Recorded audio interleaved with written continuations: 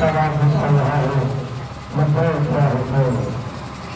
امام حسین کے لیے ہندوستان کا ہر انسان جان دینے کو تیار ہے، لیکن میرے عزیزوں اگر یہ پیغام آپ کو پہنچ رہا ہے، ہمارے ہندو بھائی بھی چھوڑے ہوئے ہیں، ہمارے مسلمان بھائی بھی چھوڑے ہوئے ہیں، سب تک کے لیے امام حسین، کیونکہ اس لیے امام حسین کسی ایک قوم ایک دھرم کے امام کا نام نہیں ہے، امام حسین انسانیت کے امام کا نام ہے۔ دھرتی پر جہاں جہاں بھی انسان ہوں گے وہاں وہاں پر امام حسین ہوگا، جہاں جہاں پر بھی مانوتا ہوگی وہاں پر امام حسین ہوں گے، جہاں جہاں پر بھی انسانیت پائی جائے گی وہاں لبیک یا حسین کے نعرے پائے جائیں گے۔ میری باتوں کے ہر سال جلوس امام حسین نکلتا ہے، اور شاید ہم سے اور آپ سے سوال بھی ہوتا ہوگا کہ ہر سال جلوس کیوں نکالا جاتا ہے۔ میں ایک مثال کے ذریعے سے ہر سال جلوس کیوں نکالا جاتا ہے یہ بات واضح کرنا چاہتا ہوں۔ ایک بات ہے بس، آپ دیکھیں کہ بہت دن پہلے جب الیکشن آیا تھا، اسی سڑکوں پر ہزاروں قسم کی پارٹیاں دوڑ رہی تھیں، اور ہر پارٹی کا ایک ہی نعرہ تھا، ووٹ ہمیں چاہیے، ووٹ ہمیں چاہیے، ووٹ ہمیں چاہیے۔ جب الیکشن ہو گیا اس کے بعد سڑک پر دیکھا گیا ہزار پارٹی نہیں ہے، ایک ہی پارٹی ہے جو خصوصی آگے جا رہی ہے، جلوس نکالے ہوئے ہے اور یہ ثابت کر رہی ہے کہ ہم جھوٹ ہیں۔ ہم نے اسے کر کے پوچھا کہ اس سے پہلے اور کئی پارٹیاں تھیں کہ جلوس نکالے ہوئے تھے، سڑکوں پر جا رہے تھے، اب کیا بات ہے کہ صرف ایک پارٹی نظر آ رہی ہے؟ انہوں نے بڑھ کے جواب دیا کہ آپ کو پتہ نہیں ہے ساری پارٹیاں ہار چکی ہیں، یہ ایک پارٹی جیت گئی ہے، یہ ایک پارٹی گزر ہو رہی ہے۔ اس کا مطلب یہ ہے کہ سڑکوں پر جلوس نہیں نکالے گا جو جیتا ہوا ہے، سڑکوں پر جلوس نہیں نکالے گا۔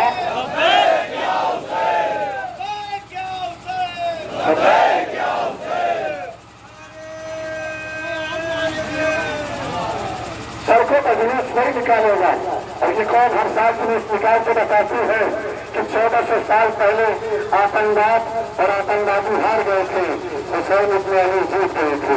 یہ جلوس امام حسین کی جیت کا اعلان ہے، امام حسین کی فتح کا اعلان ہے اور یزید کے پراجت ہونے کا اعلان ہے۔ میرے سارے بھائی کھڑے ہیں، میں اپنے ہندوستان یاد رہے یہ مولا کے عزادار ہیں، اور مولا کے عزادار ہونے کے لیے شیعہ ہونا شرط نہیں ہے، مسلمان ہونا شرط نہیں ہے، شرط صرف اور صرف یہ ہے کہ دو انسان ہونا چاہیے۔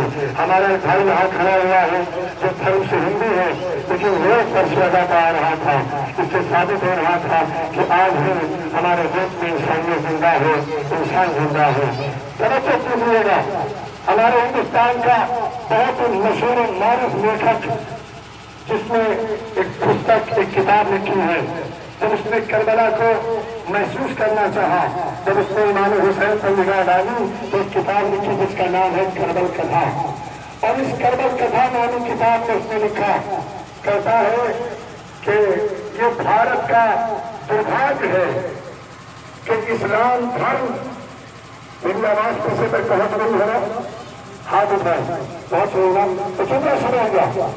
منشی پریم چندر کہتے ہیں یہ بھارت کا دربھاگیہ ہے کہ اسلام دھرم بھارت میں آکرمن کاریوں دوارا پہنچا۔ اے کاش کہ محمد صاحب کے آچرن اور امام حسین کی شکشا دوارا پہنچا ہوتا تو مذہب اسلام کا بھارت میں نشر دور ہوتا۔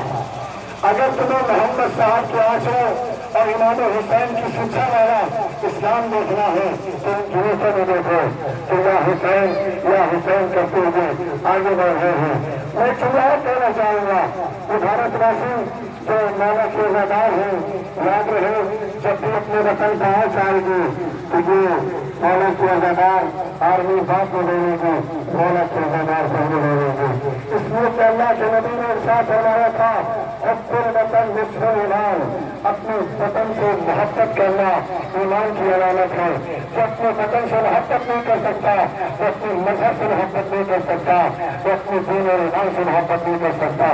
نہیں کہتے کہ بھارت کا اتحاد کرنے والے لوگ کھڑے ہوئے ہیں، میرے مسلمان بھائی کو جانتے ہیں، میں اپنے اور بھائیوں کے لیے یہ بات کہوں، भारत का इतिहास जानने वाले लोग बैठे हुए हैं, खड़े हुए हैं। 1857 में हिंदुस्तान में सबसे पहली आवाज इनकलाब के लिए उठाई गई थी, लेकिन हिंदुस्तान का इनकलाब कामयाब नहीं हो पाया। क्यों? इसलिए कि हिंदुस्तान में गद्दार ज्यादा थे, वफादार कम थे।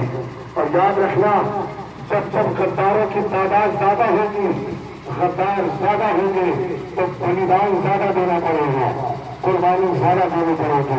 और यही वजह है 1857 में हजारों हमारे देशवासी मारे गए, लेकिन हमें कोई फायदा नहीं मिला। क्यों? इसलिए गद्दार ज्यादा थे। लेकिन यही देश के सबूत, देश के वीर जवान, उन्होंने फिर से अपनी कमर का पटका बांधा और रास्ते में निकले। 15 अगस्त 1947 को फिर वीरों ने अपनी जान की आहुति दी।